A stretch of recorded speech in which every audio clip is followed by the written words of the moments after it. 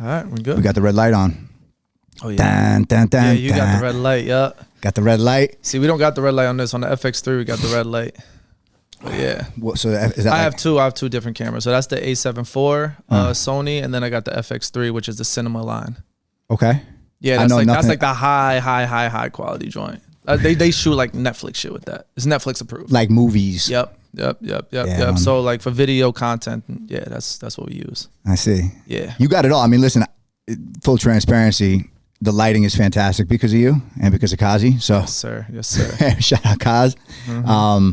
But yeah, man. Hey, it's a fucking pleasure being here, bro. It's a pleasure having you, bro. It's a long time, bro. Long time. Because some people don't know that we were on the same documentary, actually. Same documentary. Do you like that documentary? I think. How you listen, bro?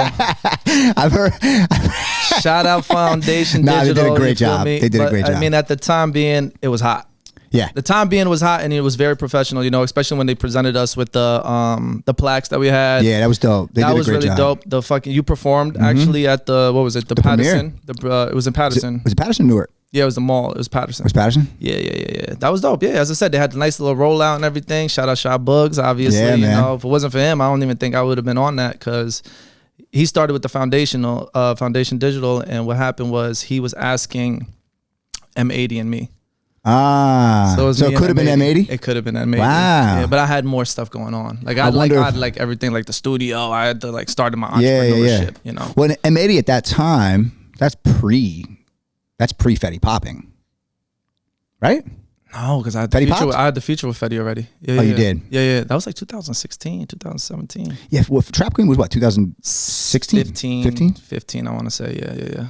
Yeah. So it was right around the time. Because once that popped and once he signed to 300, that's when I was downstairs with Sez and I was like, Gotcha. yo, I need a feature with him ASAP. And then Sez made the song. We made the song prior, and then $1,000. Wow. I got him early. That's crazy. Then that shit went to fucking, Jay-Z. Bro, the second Jay and Beyonce danced to the song, it was a rap. All the way. We did a show in Montclair. What's crazy is I turned it down. I wound up performing anyway. Wilmot. No. This was Chill Lounge. Okay. And Kush Kells put the show together. Okay. And I got asked to do the show, but I was kind of going in that pop direction. Not to say I wasn't doing hip hop shows. I was doing a ton of them, but you had that one record and stuff. That was going Pretty Young Thing. Was that what? Pretty Thing. Yeah. Shout out Drewski too, because I just seen a clip about him getting praised from Busta about how he puts on artists and like test the waters and isn't scared to do it. And so I got to give him his flowers because that song was not Hot 97. Right. But I had a buzz and he respected the buzz. Right. And so like, and I've shouted him out multiple times, especially when I was an artist on stage and stuff. So like I super respect, man. But yeah, I got an opportunity to do the show because I had done a bunch of stuff with Kush. And I turned it down because our camp was loaded with more of the Fetty crowd. Right. And I knew I was going to perform anyway, like a song. Right. So I passed it off. But I did a show with him. This is, bro, pre dyed hair, pre braids, dreads. Everything. I mean, everything. I got a picture with him and he's like, I got the first. He might have had 20,000 followers. Exactly. Like early. Like Trap Queen had just been bubbling in New Jersey. Yeah. Yep. Early. No, I had a picture. It was me, and back in the day we were the Turner Boys. So I rebranded that. Obviously, it's Tub Life still. It was Turn Up Boys. You feel me? That's where it came from. Hold on, but then we rebranded, and you kind of have to grow up. I guess you could say, and you gotta brand yourself. So I changed it to Taking Us Beyond Life. Oh, I like that. That's Tub Life now. Oh, that's dope. So that's how it's been when I started opening the studio. I was like, you know what? Nobody wants to fucking record with the Turner Boys. You know what I mean? Yeah. But at the time, that's when the fucking the phrase turn up was so big. It's huge. So I was like, the one thing about me is I'm always going to capitalize off what's in. Yeah. So you're tapped in with the culture, bro. You've always been like that. And watching you, I mean, since we met, I mean, I want to dive into a little bit of what was that moment for you? Honestly, like how when we did the documentary, that was the first time I knew of you, heard of you. Right. A lot of artists in Jersey. everybody's doing their own thing. Right. We met. Definitely connected. And like had it was good energy for sure from the beginning. And but seeing you at that time, seeing you now, having conversations the way we have conversations now, like when was the switch? When was the flip where you were like, all right, I gotta go in a different direction, or I want to take this more professional, whatever it was? See, the thing is with that is like, I was, as I said, I was an active artist. I was all over the place. I think one year I did like 56 shows or something like that around the whole state. Went on a college tour. I was signed to EPMD, you know what I mean? Parrish Smith and Eric Sherman and stuff. So I did that tour, the 30-year anniversary, met a lot of people. So when I was an artist, it was just like, I knew I had to be an artist, right? So like, you understand, like being an artist, you got to be fly all the time. You have to be in the studio. You have to curate the vibe. So it's really a leadership thing. So I always been a leader and everything, like even with the Turner Boys and stuff, I always told them like, yo, we got to do this, and the third, you know what I mean? There was times where I had to amplify and understand Facebook at the point. We're Facebook, Instagram is just like, it's there, but we weren't like capitalizing Instagram. It was more like, yo, we got to run ads on Facebook. I was early. You ran ads on Facebook at the time? I was early on it. I ran I did Facebook, I did Instagram. I was never in the ad game. I was just like, I remember when Instagram popped off, I remember thinking to myself, wow, this is fantastic. A place where I can post myself 3 times a day and you're going to see me.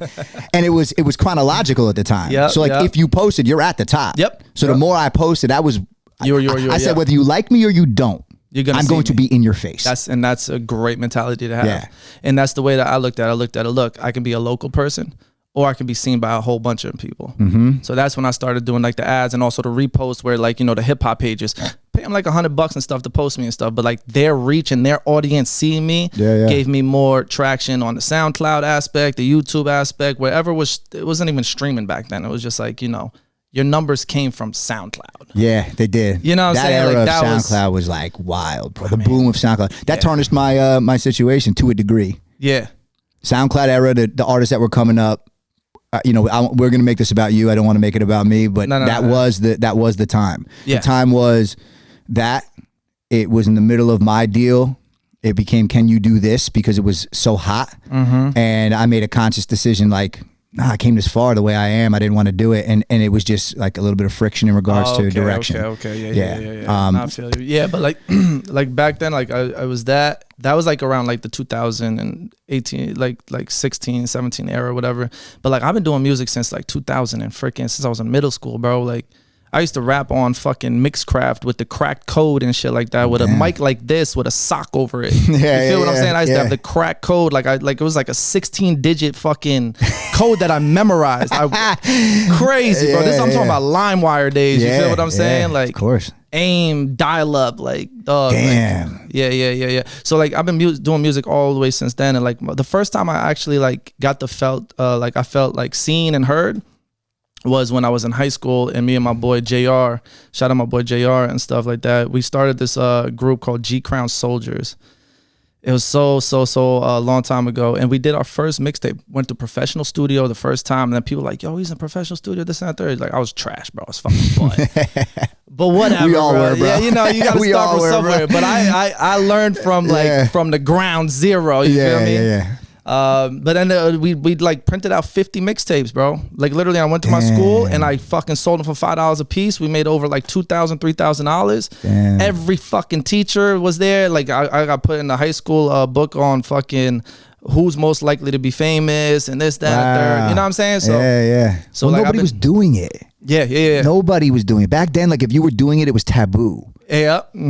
You know, like for you to be a rapper, for you to be pursuing something in the creative space like that, you were already separate. You were separating yourself, and you mentioned going to the studio. Like if you were in a legitimate, not everybody can get into a studio. If you were in a real studio, they had the Neve in there, they had the big Neve board and stuff. Like that was my career. Like I started there. I said, okay, I got the crib and stuff like that. I'm gonna do all my stuff fun. Like obviously do a bunch of shit. But when I went there, we were like on a mission. Me and my boy were on a mission. Like, yo, we're gonna go to the studio. We're going to make a 18, I think it was like 12 to 13 tracks, and we're going to print it out, and we're going to do this shit all the way. Wow. Like, let's do that. And we locked in on that, did all that stuff. And after that, it just kind of just became a thing. Like, I'm an artist now. Yeah, wow. This is my identity.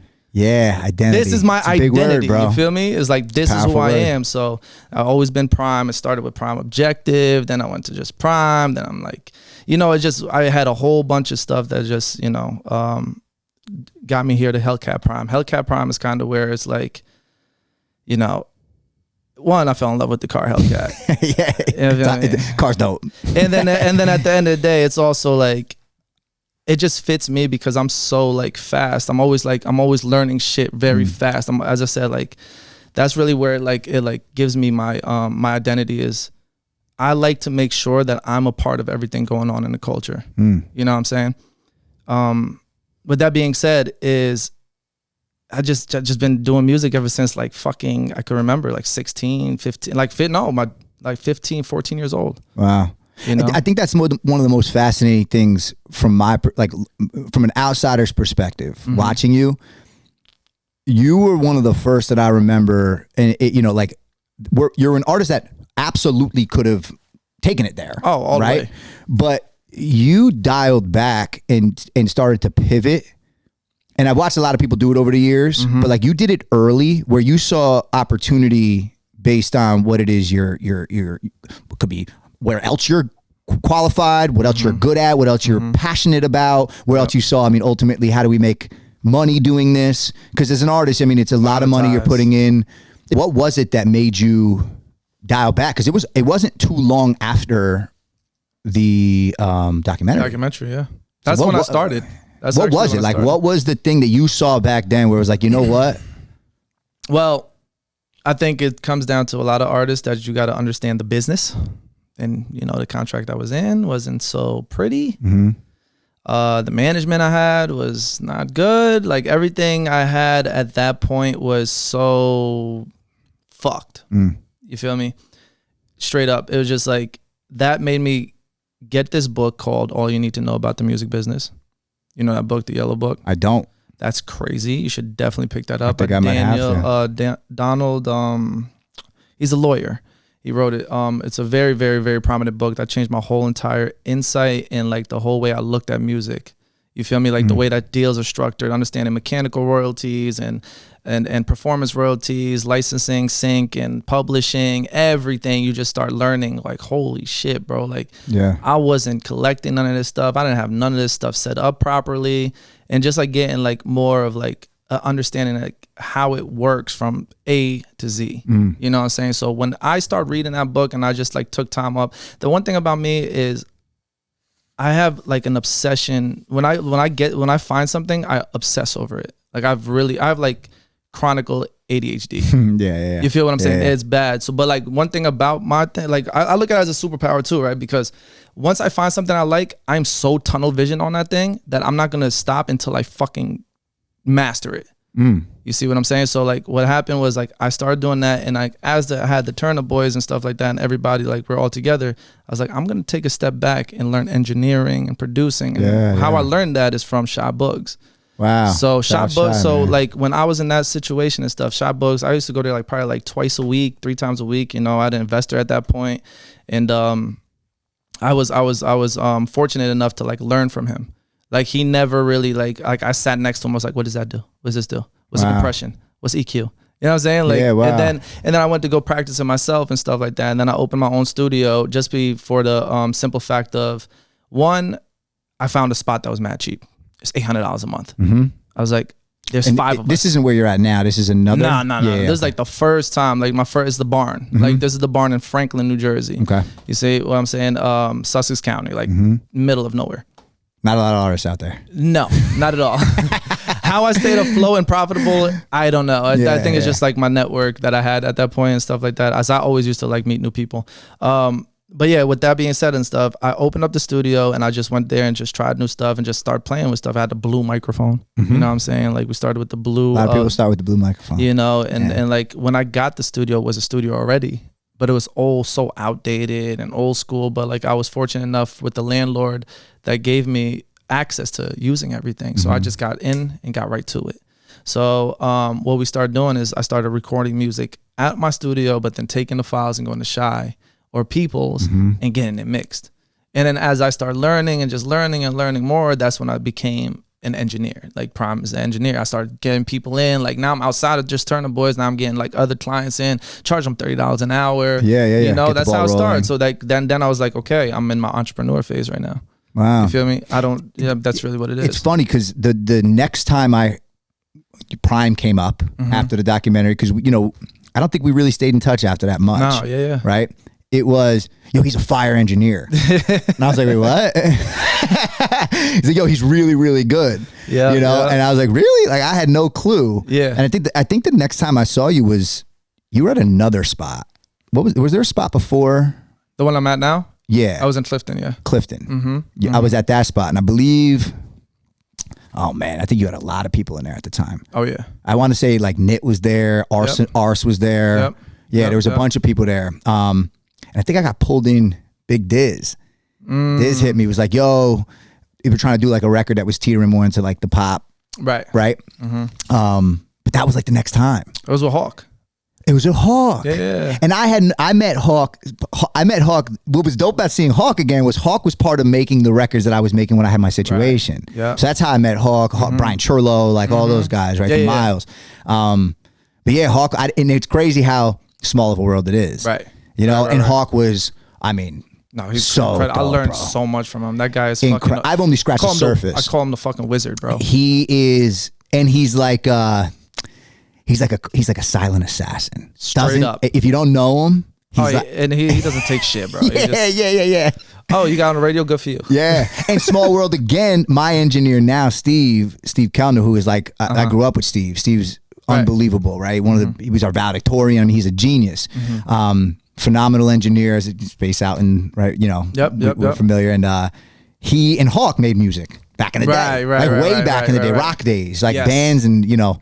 So it is funny how it all comes full circle and you start seeing certain people who didn't give up, who are pursuing what, you know. Consistency. Yeah. Bro. It's a big thing. Consistency. It's a big thing. Let's talk about it, right? Consistency is one of the biggest things, bro. So like, as I said, coming from where I was there, I met, then what happened was I met, I had my boy Matt Volpe and stuff like that. He was working with this dude, O Gates.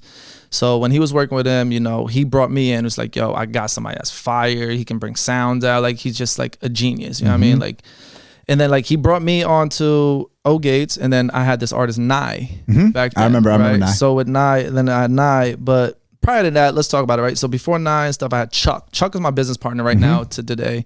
He's the fucking the brains of my operations that I have and stuff with him. So with Seven, he's the one I actually discovered Seven Sins. You feel me? So like Seven Sins started with me in Franklin. I had Seven Sins since he was 15 years old. Wow. Okay. The kid was a Don Bosco basketball player. Wow. He hoops? Nasty. Get out of here. Nasty. See, I want to see it now though.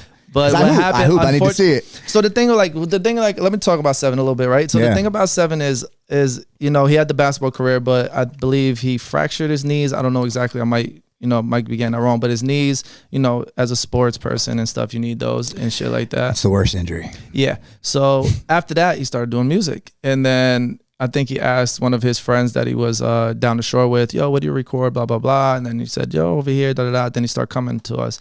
And the one thing that I've noted, that what I liked about Seven when he first came in was the way that he was utilizing social media, right? So Seven used to do these crazy tactics where he got like a fake Rolex, right? And he'll throw it, like he'll go do a video and throw it in the air and hit it like fuck materialistic smart things.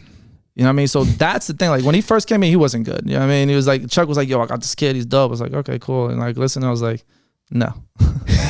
Would you talk like music wise? Yeah, I was like, nah, like music. But then I started seeing that and I was like, hold on. The one thing about it is like you can always teach. Talent's secondary, bro. You feel what I'm saying? It's now. The second, it is. It really is. It's a bonus. It's a bonus. Exactly. It's a bonus. Exactly. So like then I started doing that, but then he started coming frequently as well. He started working with Chuck, and like Chuck was a producer, nasty producer, and then they started making records. I was like, okay, this is getting good. Okay, it's getting better. You know what I'm saying? And then he was rapping at the time though, right? Like more rapping. Yeah, he was rapping. Yeah.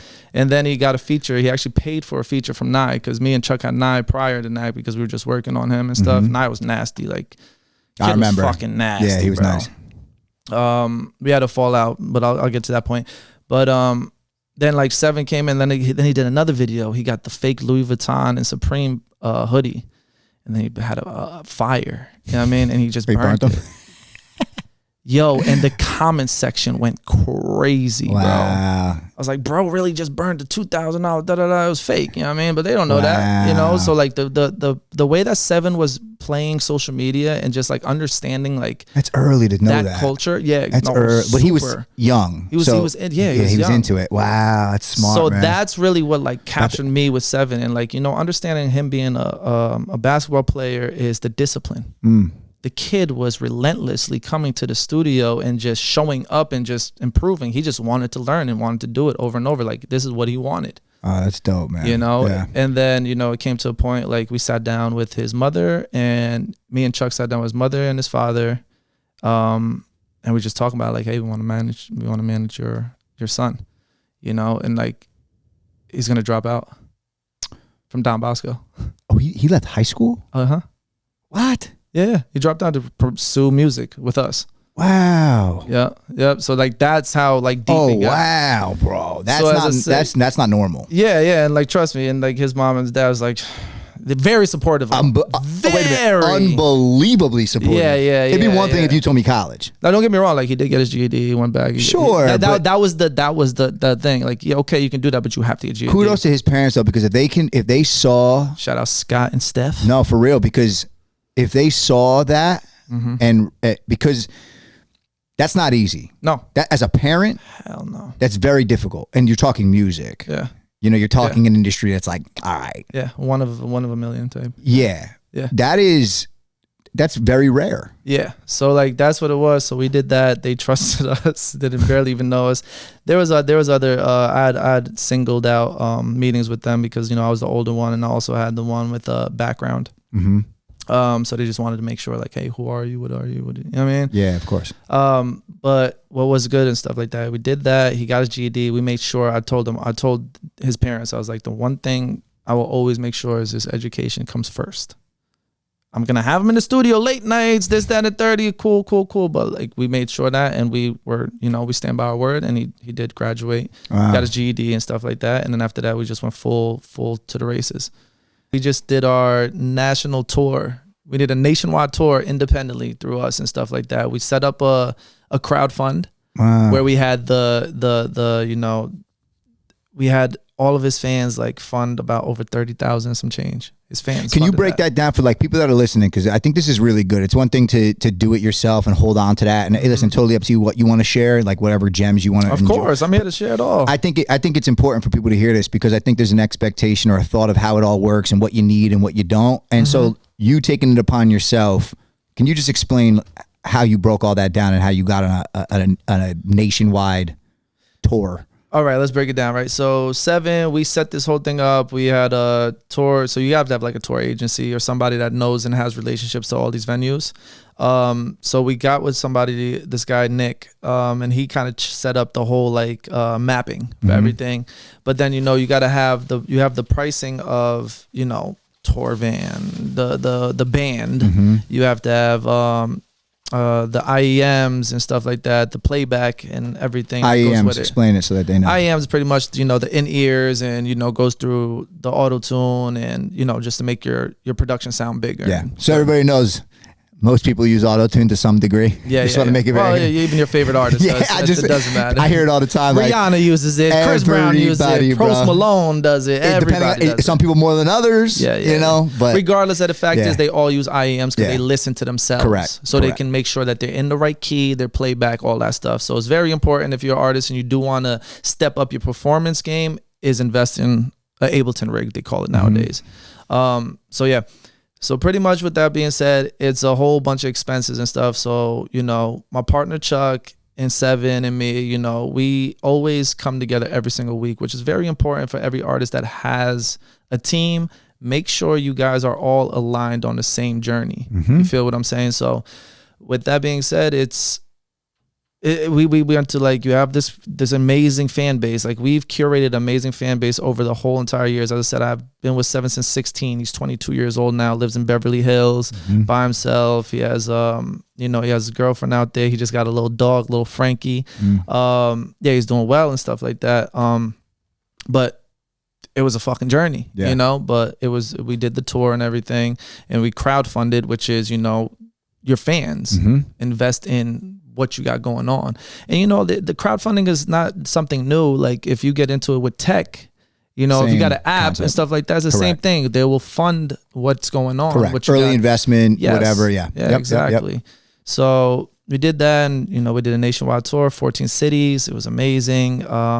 We got that under our belt. So now we're working on EP number 2, and that was EP number 1. So we really did the step independently from single to single. Like we did this all the way up to last year when we dropped our first EP. We were running singles because that's the way that we market everything. So the way that we do marketing and everything is running ads, putting 7 in front of the right audience. You know, the one thing that we did like early when Instagram was really big on promotional posting, you know, but then everybody started doing it and stuff like that. But we were very early. We met this guy, Mikey Greed. He ran records at records.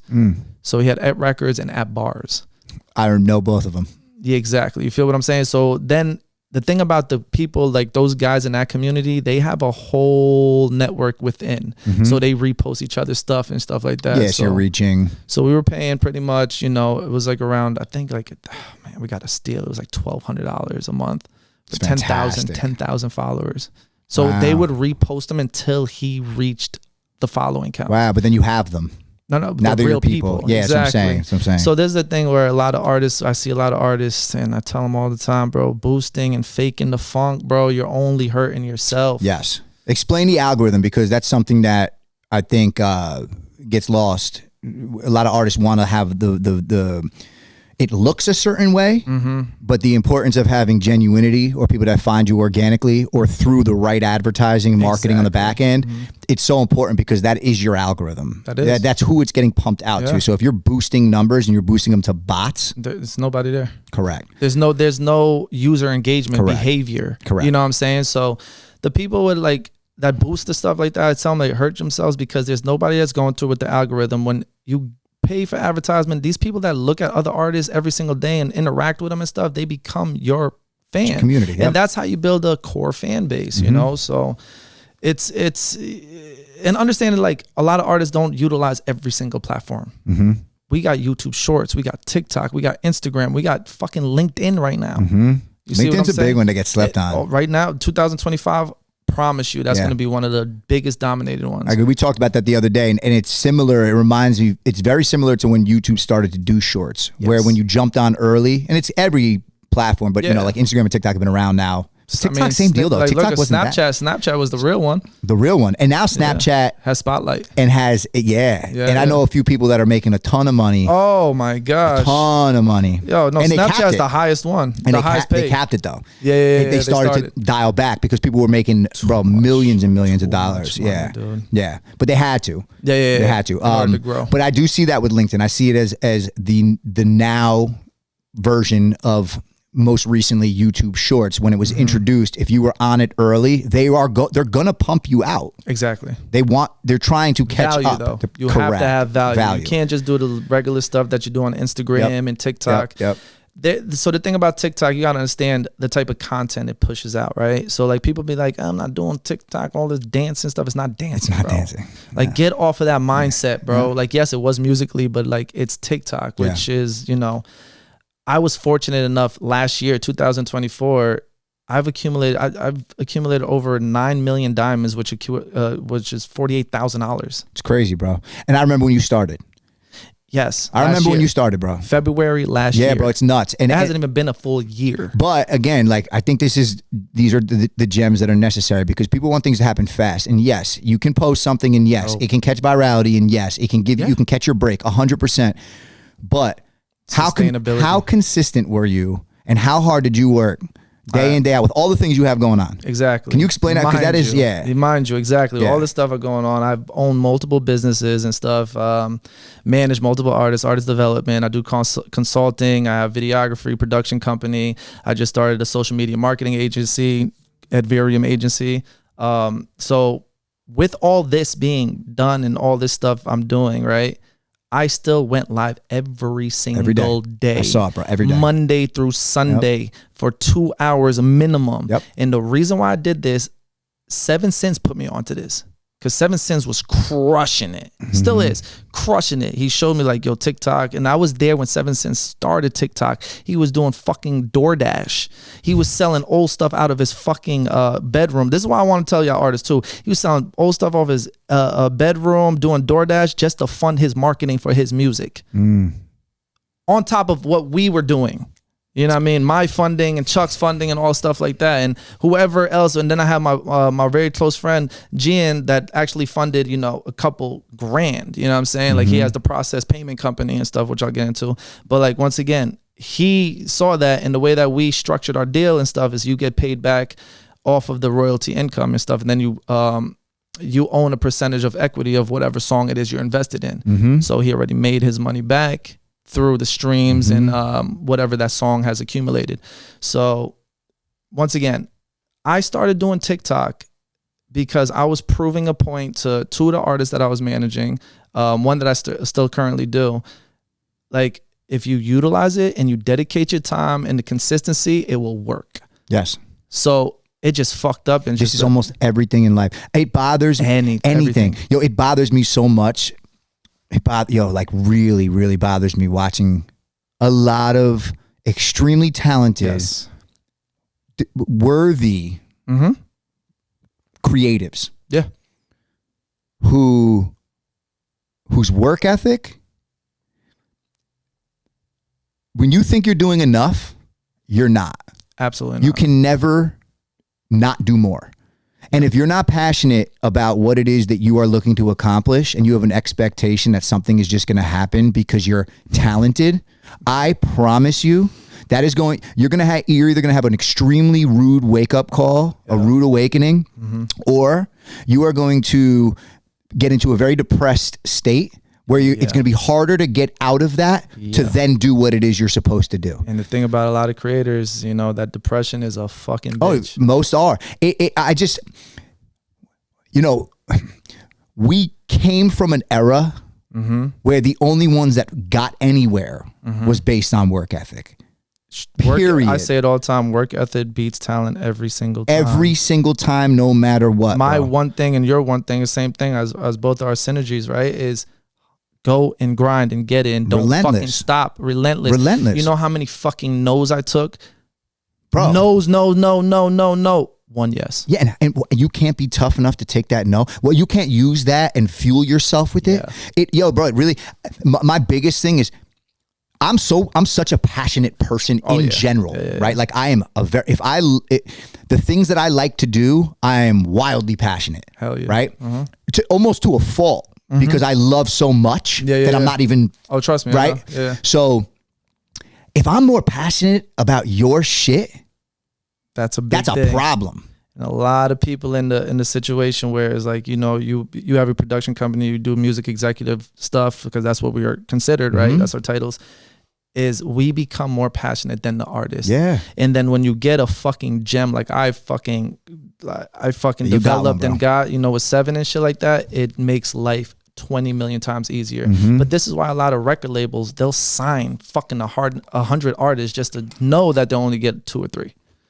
Correct. And they're also signing based on now another analytics numbers. This isn't like the 90s or early 2000s. It's business. This is all business. Correct. It's always been business, but there was back in the day it was you know, belief.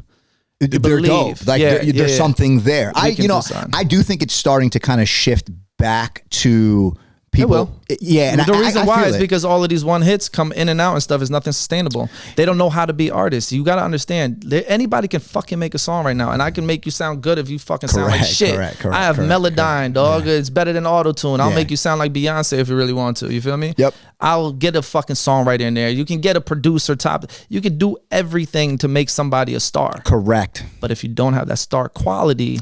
Correct. That's where everything crumbles and stuff. And that's where a lot of these fucking people and a lot of these people don't understand, like, that are not in music. They don't understand, like, it's not that simple. No, it's not. This is a whole formula, a whole strategy that's been used. And even a lot of these major labels, they don't understand it. No, they don't. And I'm sorry, like, I've worked with a lot of them. They put themselves in a bad position too. Like, and you see the shift. I mean, if you're actually in it and you see it right now, let's sign 100 artists because there's a viral song or a viral moment or the analytics are a certain way. Now they're learning that the ROI isn't there. It might be like momentary, but if you've invested X amount of dollars and X amount of time on that many people. So that's why I say the shift is starting to kind of happen where you are looking for the work ethic. You are looking for the combination, the full package. Like your talent does need to be there to some extent for some label or even an investor to come in and be like, you know, but it's how you shake a hand. It's how do you deliver? You know, when you have your obligations, are you actually going to do them? You know, are you coming up with excuses all of the time? Like, stop making excuses. Be a sponge. That's right. Be willing to learn. Be willing to listen. You know, put that pride down first. Yeah, off. dude. If that's somebody, the thing. The pride is a big. The pride is big so killer, bro. Killer, and like somebody believes in you. Somebody's looking at you and they're giving you a shot. You know, like, and you're not fucking fully going for it and valuing that shot. And who are you to go? And honestly, who are you? And this is the other thing that bothers me about the artists that complain about the deals. Like, I understand, you know, where, you know, 2 years, 3 years down the line, you know, you're making a fortune and you realizing the labels are making more maybe than what you think they deserve. Okay. But what I look at it as, I look at it in a situation, one, you had an opportunity to button up your shit early. That's one. If you did the right business, if you figured out, you had an opportunity, right? So you could be mad all you want, but there was an opportunity for you to get your lawyer, come to conclusions, you know, fight, and ultimately say no if you felt like it wasn't the right one, because there's more. You don't have to say yes. You don't have to say yes. The other side of it is, where's the gratitude? A lot of artists, when they get to a certain platform or like where they get, that's where they forget who was there before they were there. Yeah, and that happens. And why aren't you mad at yourself for spending dumb money? Why aren't you not mad at yourself for you're doing a lot to keep up with an image, and then mad that the money that you do have is being. Why aren't you taking it and investing it in other areas? Nobody's stopping you from investing it in other spaces. Nobody's stopping you from doing other ventures. But it's also poor guidance. Well, for sure, but I think that this is where, if there's an artist listening. It's important to hear this because your guidance might never be there. You might have to figure it out yourself. So if it injects even the tiniest little seed, great. On you to remember it, on you to take it how you want to take it. Right. But I'm telling you now, don't bitch. I remember being in many situations and in the moment being really frustrated. Yeah. Right. And I look back and sometimes I'm like, man, you know what? I didn't have to pay for studio time. I'm so grateful for the things that I had. You know what I mean? And I was fortunate enough to know to put my foot on the gas and get after it a certain way. That gave me other opportunities. But like, I remember being in those moments where it was very, very frustrating and feeling that but it was also, it was coincided by relentless work ethic where if I'm going to have a gripe, at least I have a leg to stand on. You stop. Yeah. You don't. Nobody's come to save you, bro. Nobody. That's just how it goes. Nobody's going to come save you. Control the controllables, man. Exactly. Control the controllables, bro. You said it exactly how it is, bro. It's literally, a lot of these people think there's going to be a handout just because they're talented. You know how many fucking times I hear, yo, bro, I'm next. Yo, bro, I'm next. Oh, my. And in hip-hop? Bro, in hip-hop.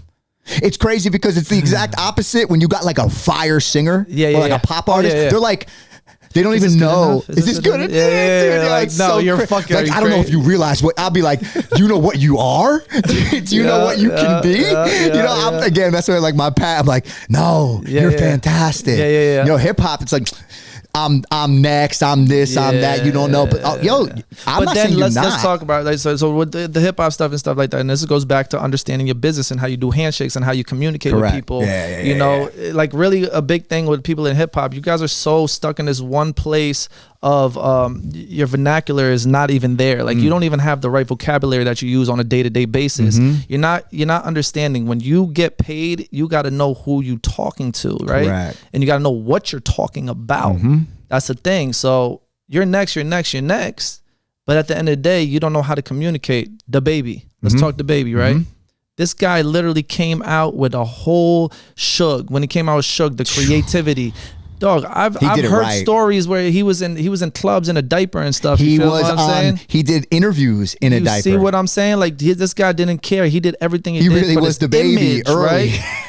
But then what he capitalized on with Suge is the way that he monetized himself and how he situated his business. Correct. Same as Drake. Correct. Oliver, you have to have the merch. You have to monetize this, your tour. You have to make sure that you're in this business, that business, and understand this shit is not forever. J. Cole said it to Lil Pump, bro. Was it Lil Pump? I don't remember, but I remember 1994, whatever it is and stuff. Like, bro, it might have been Pump. Yeah, Pump got tight. Exactly. Yeah. But once again, he said it, bro. That shit's not gonna be forever, bro. It's not gonna be forever. And people don't realize too, like Drake is the face. Like Drake, we'll use him as an example. Yeah. He's out there, bro. A lot of people are a part of his situation in his camp. He's not just everything he makes. He's got people in position and certain things lined up and certain percentages that are allocated, systems, right? So yes, he makes more than enough money, but for it to operate at that level, you are going to have to handle business and make sure it's buttoned up and tight and know what each person's doing and make sure it's the right person. You know, his machine is not just because it's Drake. Nope.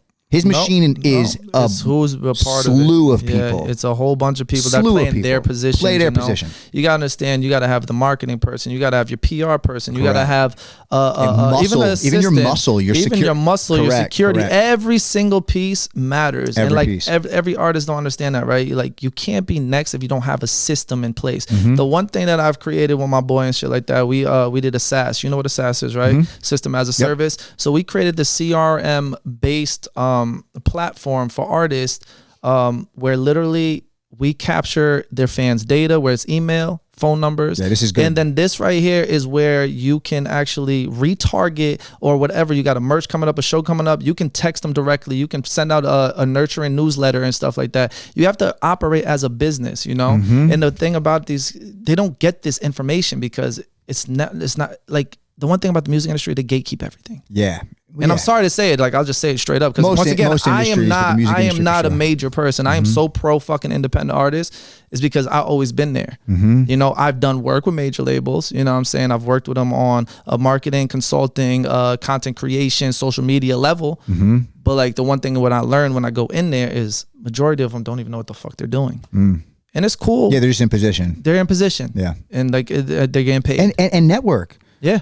Network is the biggest thing. Bro, make sure you talk to everybody. You don't know who can help you. You'd be shocked what you can bring to the table, because a lot of the people that you look up to or whatever, they're in position because of it could be a break. Yeah. It could be a moment that got them there. It could be they worked really hard. Who knows? But like, most people could use the help. Most people will value what you can bring to the table. It's not always even just artistry. Yeah. You know, like that's in your prime example. So like, great segue into what you're doing now, I think is, you know, because we had a conversation the other day, and when you started talking to me about this, because I already know I came to you and I was like, listen, I want to get back into doing me. Yeah. I want to be me again, bro. Yep, you know, like one of the things that I know I'm very passionate about is being an artist, being creative, being an entertainer. You know, that's where that's my comfort zone. Yeah. And I haven't been comfortable for some time now. Right. You know what I mean? So I reached out to you. We were talking before, you know, knowing we were going to do this, and I was like, and another thing, I've been there. Yeah. And I'm coming to you, I'm asking you questions. I'm humble enough to say, I don't know everything. I still do this. You know what I mean? Great opportunity to you get into what it is you're doing, how you plan on helping artists, how you have helped artists, or anybody in general, you know, what it is that you're creating now, because I find it extremely fascinating. Yeah, so like, as I just sent to you, like, last night, I was like, look at my numbers that just came back, you know? Tell them the numbers. Independently, but once again, I'm not with a label, I'm not and stuff. Like, this is my lifetime career that I've done and stuff. I've done 307 million streams. I've been behind, and I'm behind about 1.4 billion views across the board, from YouTube, social media, everything that I've been about. Not always as an artist. Not as an artist. Okay. No, I'm not. Exactly. You're attached to many different... I'm attached to a lot of projects and stuff, whether it's from marketing to, you know, as I said, like content creation, whatever it was. So with that being said, like, and mind you, I have a distribution company, you know, as you know, and I have my studio. I still haven't even put all that together. So understand, I'm probably over like probably like 500,000 in streams, and like these numbers are gonna go up once I talk to the rep that I have to talk to and be like, hey, you gotta calculate all my shit. But with that being said, now the way that I want to help artists on a more broad level, because, you know, what I was doing for the most time is like, you know, consulting or doing more artist development personally, you know, it's one-on-one. Yeah. And I can only do that for so many people. But now with us creating this system and creating this whole entire realm of social media marketing, where it's expanding now outside of music, because this is where I'm at now, right? I'm doing music and I want to help everybody in music, but now I'm going to businesses. I'm helping real estate agents. I'm helping doctors, dentists. I'm helping dispensaries. You know, I just actually got this whole idea from helping Raekwon from Wu-Tang Clan. I saw you did the event. Hashtoria, you know, Hashtoria, they just opened up in Newark, New Jersey.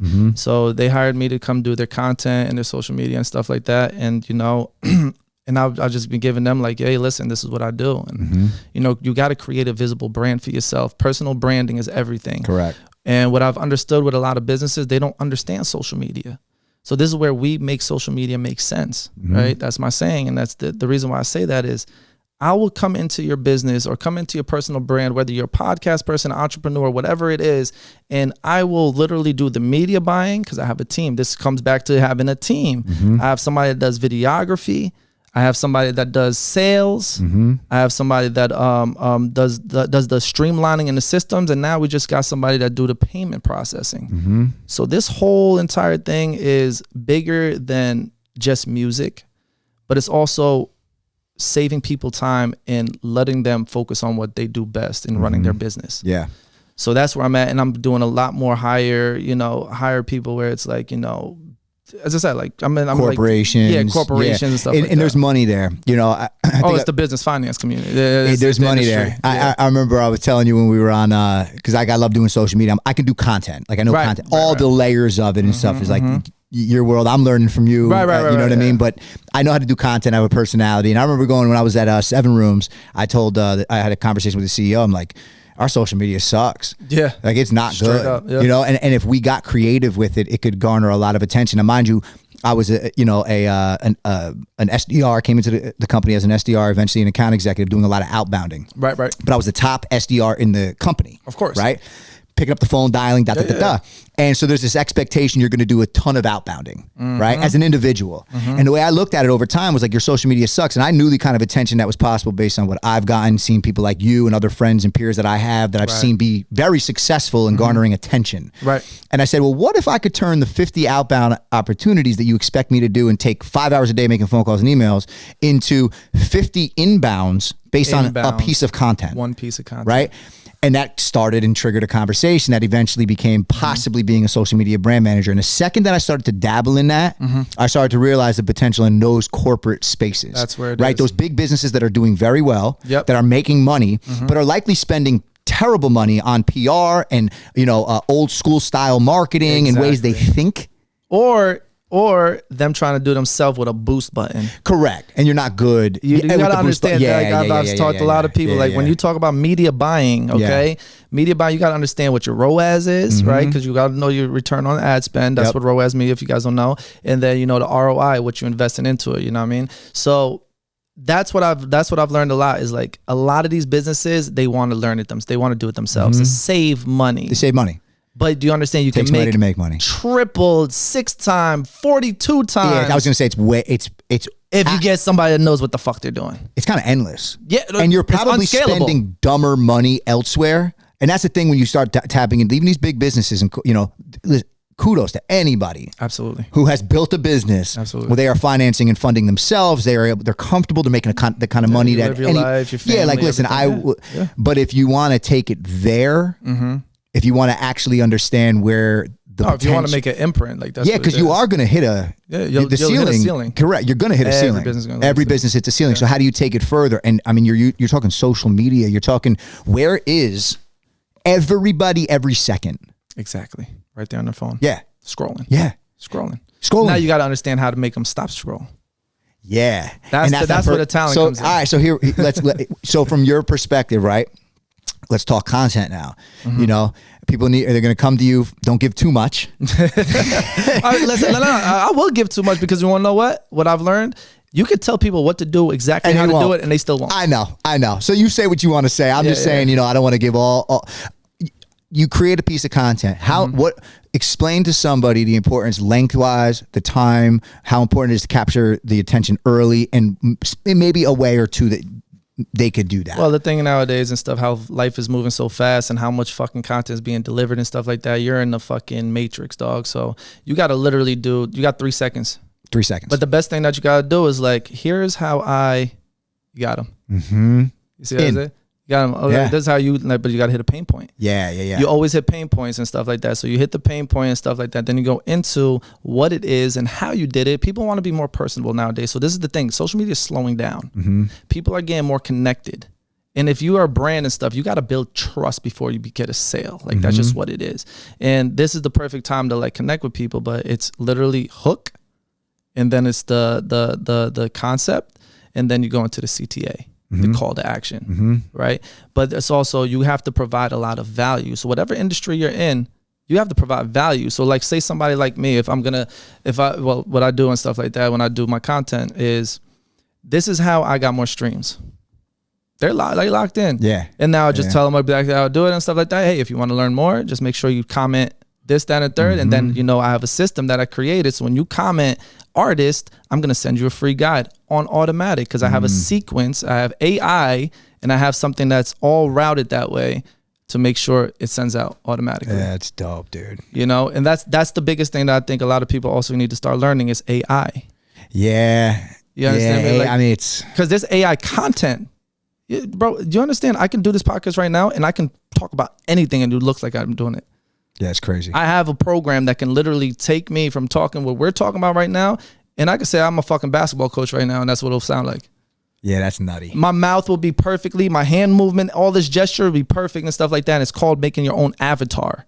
Wow. You see what I'm saying? You think in the political world that we're seeing the people? Yeah, I believe it. I mean, do you think they're not? No, but there's a lot of people that take like Donald Trump and stuff and stuff like that. Do you think ever, just out of curiosity, total side note, do you think that a lot of what we're seeing day to day is them factually, or do you think there's ever... Look, bro, the people that know how to do surprised? They know how to do it well. I was going to say. You see what I'm saying? So like, honestly, I don't like to believe that, but like, but this is where research goes into and stuff. Like, you got to really understand and dive into stuff like that 100%. You got to dial in, bro. You can't believe everything you see. Yeah. That's just what it is. You can't. It's always been like that, It's always been like that. I've learned that and you just got to learn that and understand it and just take the time to educate yourself on new things, right? Because AI is something that's so new, but there's different formats of it. There's ChatGPT where you got the AI that you could just prompt and like get an email or whatever you want it to do, it could do. Yeah. But then there's AI content where you can say you need to do this, that, and the third. But then there's AI sequencing. There's so much stuff that AI is doing nowadays where I don't think it's going to replace people. Right? No, but it'll replace jobs. Yes, it for will. Sure. It will, because if you can hire somebody like me to come in and your whole entire, marketing and all that stuff and stuff like You're that. You're set up and able to use the tool. Exactly. Also in your favor. All one place. Yeah. So that will save a lot of costs. But once again, it sucks for the people that are not ahead in AI, but it's also like you got to adapt. Yeah. Adaptability is like one of the biggest things. I think that's a big point, a big takeaway too, because a lot of people want to complain and bitch about things that are, again, out of your control. You can't control that shit. No, and I don't know, man. We're very similar in the sense that like I like to learn. I love learning. I love learning. Like, life is endless knowledge, endless information. I say this to myself all the fucking time, dog. It's like, I want to learn as much as I can while I'm here. Yeah. And know that there's still people out there that know more.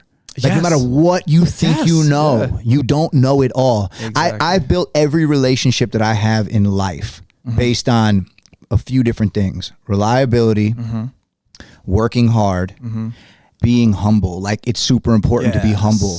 Like, you don't got to go out and overly prove your worth in a way where you're doing too much. Like, like you think you have to overdo whatever you think their expectation is. And no. When you meet people that are in extremely powerful positions, right? They love when you are authentic and raw, and because those kinds of people would rather be able to work with that and shape you too. You have to be coachable. You have to be coachable. You have to be rooted in it. And I mean, like, even though I have a ton of knowledge in so many different avenues and so many places, I never walk into a room and act like I'm the smartest person in the room. I don't want to be in that room. Ever. I don't want to be in that room. I don't want to be in that room. And you know, that's the It ain't thing. the room. That's the thing. Like even with all my team and the people that I have around me and stuff, where I am, you know, the smarter person and stuff like that, I always tell them like, hey, you guys do what you guys have to do, right? I'm teaching you guys this, that, and the third. Like for instance, like I have Kazi, right? Kazi is like I've made him the director of videography for Adverium agency, right? Our social media marketing agency. But Kazi came to me as a producer. You see what I'm saying? He came there as a producer, and that's what all he knew. Taught him Pro Tools, how to become an engineer. Taught him how to use a camera. I'm teaching him how to do marketing. I'm teaching him how to do all this other stuff. But that's the thing. I look at him as a young version of me. And the way that it is like, okay, now I know if I got to go do a podcast with Robbie, or I got to go meet somebody else that's at a stature where it's, you know, they can teach me something. I'm going to go do that, and I'll bring it back to the camp. But when I'm there as a coach. But when I'm outside of there, I make sure I'm in a place to learn. Yeah, man. You see what I'm saying? And watching Kaz even today, like respect, because I only knew him as a producer. I didn't know he was going to walk in here and do what he's been doing this whole time. I mean, he's made this place look better, you know, and with help, of course, but like I'm relying on him, and I've never even, you know, like we never said more than 10 words to each other. I think I met him once, you know, but that's, it goes two ways. The fact that you are okay with that and are willing to learn is one, and the other side of it is there is no being willing to learn if the right person isn't the one relaying that message in a way that it resonates. Exactly. Because I'm sure he walked in and had his moments where it was like, I don't wanna, or whatever. Maybe I'm wrong. Maybe I'm wrong, right? I think, right? But I'd imagine the way you handle that situation, and then him seeing the benefits of that is what will shape him into a monster. He's going to be amazing. Well, he's only 19 years old. The thing about me is I always get the young guys. Yeah. And I make sure that they become coachable. And in the midst of it, like right now for Kazi, right? Like the reason why I teach him all this stuff is because I need to do other stuff. I'm creating other avenues for us as a unit, as a team. I'm that guy. You feel me? I'm that guy. There's no I in team. It might be me doing everything because I understand it all, right? But I'll make sure that you take care of this. This guy takes care of that, so I can make sure I focus on this. So at the end of the day, when we sit in that round table, what did we do this week? Yeah. You know? And the more success, the more people see the silver lining, the more it makes it a lot more palatable for a young 19-year-old to absorb that versus it feeling like a task or something that I don't want to do. Well, there's actual progress, not only personally, but you're watching a business elevate. Right. You're around and a part of something that is bigger than self. Exactly. You know, and listen, it's beautiful to play your role. Yeah. It's amazing to play your role. If you understand that and you have a team that understands that, bro, like you can scale to the fucking moon. You can do anything, man. You can scale to the fucking moon, bro. Yeah. And that's really what it is. It all starts. Yeah, bro. It just starts there, and like, you know, it's like, you know, he's around my kids and stuff. I teach him how to, you know, like he's there and he takes accountability. I've taught him that. I'm like, listen, you didn't make it this morning to come in and work out. Yeah. You feel me? Because you overslept. It's like, what the fuck do you think this is? Yeah. You know what I'm saying? But instead of me going at him and yelling at him, doing this, that, and third, I leave it as is. He understands what my tone is. He understands where he's with me every day. So he understands what bothers me. But he made sure the next day he came in, he doubled up. Yeah. Held himself accountable. He showed up and he showed out and he did what he was supposed to. And then he said, you know what? That was very childish of me. That's dope, man. Accountability. You grasp that now. Let me tell you something, bro. Sky's the limit. Yes. Accountability is one of those things, man. People struggle with it. I understand why people struggle with it. Trust me, I do. It's not even like one of those things that I'm going to point a finger and be like, we all do it to some degree. But that is a huge bonus. Yeah. A great attribute. You mentioned kids. And being around your kids, right? So that's the thing. So I'm a father, right? I'm a father. Yes. 3 years old, right? Your kids? My daughter's 8, and my son will be 5. 5. Yeah, 5 this month in a couple of days. Next week. How pivotal and what becoming a father? How has it helped shape? It saved my life. Saved your life. Saved my life. Saved my fucking life. My daughter saved my life. I was not in the right path. I was not with the right people. I was not in the mindset of where I'm at today. I would not be who I am today without my children. I I cannot relate more. I remember when I had my son and with the headspace that I was in during my wife's pregnancy. It was a lot. And I bottled it all. I didn't. Oh, yeah. I mean, maybe she felt it, but I tried my best. Your wife knows everything. Yeah. I do a pretty good job of bottling it. I do a pretty good job of not showing. Yeah. But I'm sure that I gave off an energy that wasn't what she knows of as me. But my son, I mean, the second I saw him, the second he was here, it was a wild switch, bro. It was a wild switch. I mean, it was instantaneous. Yep. And I cannot agree more that he saved my life. Yeah. Saved my mind. Yeah. You know, I don't know if I would have done anything. Like, I want to take it there. I was never in that headspace. Like, yeah, I was with the wrong crew, with the wrong people, doing the wrong things, staying out. You know, nothing happens good after 12, after 11 o'clock p.m. You know what I'm saying? So I was in that realm. You know, I don't drink like that. I don't smoke. I don't do any type of drugs like that and stuff. I'm very clear-minded now, where then I was not, you know, and like, and during the pregnancy, and I was not the best person. I was just in a really bad situation until, you know, when I got my daughter and then my son. I really valued family. I didn't come from family. My father died when I was 16 years old. I was by myself in New Jersey. My whole entire family is in South Africa, right? I'm the first person in my whole bloodline born here. Your whole family currently is in South Africa? Yeah. You're here by yourself? I'm here by myself now with my stepmother and my stepbrother that's in the Bronx, New York. Wow. But I lived here with my father, which I moved from Harlem, New York when I was younger. I lived in Africa when I was a kid too, because my father sent me to Africa to rot there. He wasn't really the best fit father. He was older. You know, he was born in 1940, so he's very old. When he passed, I was 16 years old. And then like, that's when I started to pay rent. I moved into my boy's house. Quick, yeah. I was forced. I didn't have the luxury of staying home and stacking up money and college. I didn't have that fortunate. But once again, I would not trade it for the world because it made me who I am. Thank God you're here. I mean, there's so many things that could have.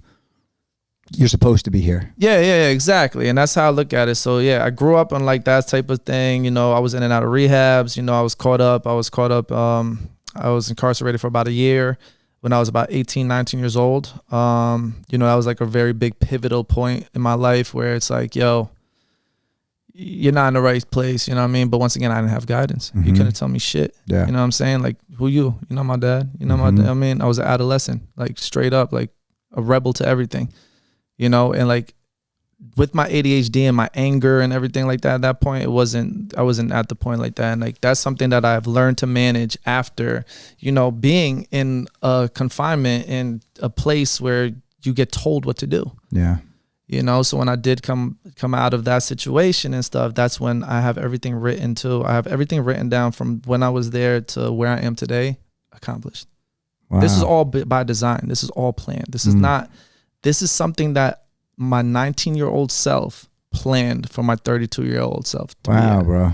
You know, there was steps, there was levels and everything like that. Obviously, like I think my 19-year-old self planned for my 25 self. And then my 20, I always do 5-year goals. Yeah. That's what I always do. And I write on pen and paper and I store it away and I make sure I go back to it, you know? Yeah. So that's how I like really like structure everything in my life. And as I said, going back to the kids, you know, I just got married in September.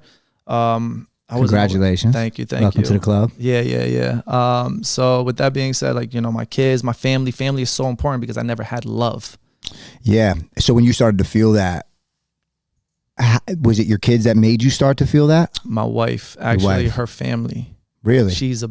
Comes from a huge family. Wow. You see what I'm saying? So like her family made me feel welcomed and this, that, and third. And I just saw like every Christmas, every holiday. There's something special about it, man. About family. Yeah, bro. There really is something special about it. And I think a lot of us take it for granted. Yeah.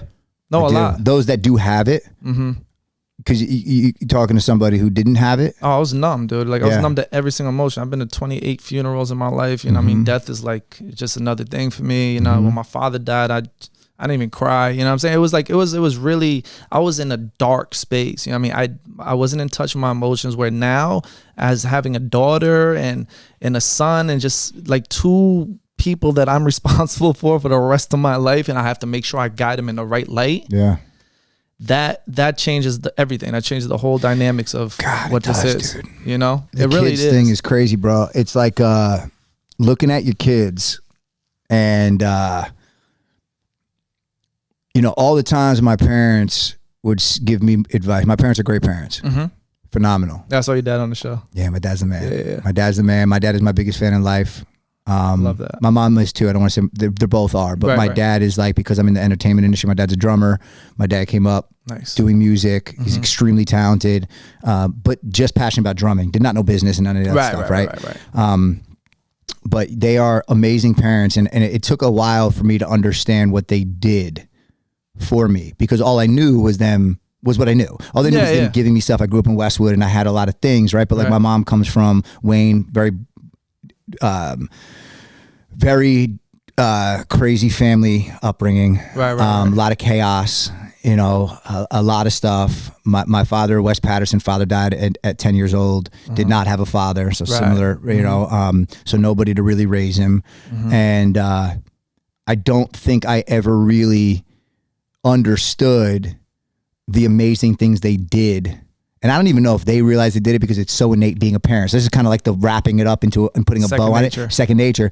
You got me to Westwood. You gave me a community. You gave me, you know, and you raised me in a way where you're rooted in struggle. Yeah. You're rooted in not having. And you gave us so much, and we never felt that we didn't. Like there was times for sure, like there was a lot of financial stuff, but the older I got, of course you see it, you feel like they're fighting, and they're, you know, they had a very tumultuous relationship throughout my teenage and into my 20-year-old years. But man, they did a good job. Yeah. And I say that to say, when I look at my son, it's the only thing I think about. That's it. I just want him to have more. I want him to feel like supported there, everything. More prepared. Okay. As prepared as possible, because he's going to go through his own stuff. Yeah. You know, and this is a conversation I had recently with somebody, and we were talking about how, like, you know, you could come from not much, and your struggle, you might look at somebody who has, you know, whose parents are loaded, and you know, what they're complaining about might seem like nothing, but the truth is the emotion that they're actually feeling is the same. Yeah. It's what they know. Yeah. So if we're going to sit here and be like, well, that's dumb, you can't this, you know, you don't know what somebody values. And correct. Like and you don't even know what their experience is, right? So yeah, like, you know, you don't get your way and you don't get the $20 that you're asking your parents for because it's so second nature. But that feeling of not having it is the same that somebody who never even had an opportunity to have $20 might be feeling in a whole other light. Right. Right. And so when you start realizing a lot of that stuff and seeing it for what it's worth and how life works, and, you know, what kids are and how they are emotionally equipped for the world. It is so contingent to teaching. It is so contingent to their experience. It is so contingent to love. It is so contingent to their happiness. It is so contingent to what you're giving them and how you're preparing them. Exactly. No, for sure. I think you said it perfectly as it is, bro. You don't know what somebody's going through, and that's how I always look at people. Just like, you know, you never know. The one thing is, like, I treat the janitor like the CEO. Correct. You know, once again, I'm upbringing by myself. You know what I'm saying? So me going through my life cycle and stuff like that, it would literally open up my eyes to understand people and psychology. Right? Yeah, man. Like, I'm big into that. 48 Laws of Power. I read that book. Great book. 3 times. That one I read. I read that one 3 times when I was in my incarceration stage. So I understood everything from manipulation to fucking psychology and perception and this, that, and the third. So once again, when it comes to people, I like to understand who the person is. Yeah, bro. You know what I'm saying? And I'm such a chameleon that I can be in that situation. Yeah. I've been on yachts. I've been in Lamborghinis. I've been here. I've been there. But I've also been barefooted and shitting in a fucking, like, outside in Africa. You feel what I'm saying? Yeah. So I've been in the lowest lows to the highest highs and stuff like that. So I make sure that I'm very well grounded, and that shit, like, that reflects to my kids, right back to my kids, so I can understand. Like, I'll tell them exactly what it is. This, from this to that. My son don't eat his shit. I'm like, hey, listen, there's somebody in Africa that would love to have that. You hear what I'm saying? Yeah. And then he's like, you know, but like now my son's at a point where it's like, you know what, Dad, you're right. You know what I mean? Like, he's learning, he's picking it up. I'm sure he didn't grasp it at first. And I want this. I'm saying, but it's funny. But like, even like my daughter and stuff, you know, we just gave my daughter a phone for her birthday. She's 8 years old. It's very young. It's the world, though. You like you mentioned it early in the podcast. Like, you kind of got to go with the flow of where things are going. But once again, she's very advanced. You know what I mean? She's insane. I met her at the studio. You have? I did. She's sweet, man. She's She's smart. She's like very great. She's very you. Yeah. Like, you know, I know you have a personality, but I've also seen you in certain settings where you're observant. Exactly. Yeah. Yep. I noticed she was observant. I am. Almost like to turn to you if it was okay. Like, is it okay? You know? Is it okay that I talk to him? He's got a lot of energy. Yeah. No, that's that. And once again, your kids are a spitting image of you and your wife, you know, so like that, they get both of that stuff. Like, once again, my daughter's nasty. I have a gaming computer I bought and stuff for streaming and everything. She's playing freaking Fortnite with mouse and keyboard. I can't even do that. Nah. They're different, bro. They're trained. The mechanisms that they got going and stuff with the tablets, and it's just so advanced. It's rooted in what there is now. Like, it is what it is. They're seeing it. They're part of the tablet world, you know. I'll tell you one of the coolest things. You'll appreciate this. My son is very musically inclined. Oh, I love that. Like, wildly musically inclined. Amazing. Bro, like, I have to play you a beat that he did on a phone. It's black. It's a black screen. You can barely see him because he's in his crib, but it's like in rhythm. And, bro. And then so his favorite artist is Avicii.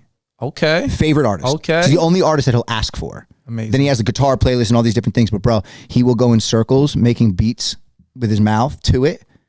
Bro, he picked up my dad he has a little drum set. My dad's playing on one drum and he's playing on the other. Oh yeah. And he watching on beat. Rhythmic. That's insane. Wild. You got and I'm the type of parent where it's like, I don't want to force anything. I want to see what he takes to. It could be anything. I don't give a damn if he's doing ballet and dance and this. Like, I could care less. I just want him to be happy and passionate about. Like what he takes to, I'm gonna do as best I can, even if I don't know anything about it. Yep. To help him zero in on that and maximize, because I know what it feels like to be passionate about something and where it can actually take you versus what you feel forced to do. But it is pretty freaking cool. It is. Like, even my son right now, just like, it's great that you say it, because my son takes the camera and he's a YouTuber. Really? He's freaking personality out. Yeah, he's YouTuber and stuff. Like, his personality's there. Like, I don't know if you've seen, like, I dropped a video the other day. And it's like, I'm gonna go show you guys where the PS5 is. My dad doesn't want you to, but I don't care. And then, like, you know, he's like, you know what I'm saying? Like, he has that personality. I'm like, yo, you literally me. The other day, my wife sends me a video of them in bed and stuff like that. He's like, Mom, this is how you got to do it. You got to go on YouTube. You got to post. You got to put the title there and stuff like that. And then boom, bada bing. And that's how you do it. And that's what he said? And I'm the guy that says boom, bada bing. And like, this kid is just using like this terminology. It's crazy, bro. They're literally sponges and stuff. Like, they're sponges, that's something that you got to be very careful of, like what you put out there. That's why me and my wife make it a point. It's super important. If we're talking about it and there's an argument or something like that, the cursing, never in front of them. Yeah, you can't. Never in front of them. You see, the cursing thing is low. My house, I'm a little loose. Like, my daughter knows it, my son knows it, and stuff like that. But they know they ain't not supposed to say that shit. And that's what matters too. Like, you are an adult. Yeah. And it's actually better to be yourself and be natural. Like, I'm conscious of it, but it's, of course, we're best friends. Like, me and my kids are best friends. It's the greatest feeling in the world. My son the other day, he goes, we're like, what are you doing? What are you doing over there? And he goes, I'm chilling. Yeah. I'm like, wait, what?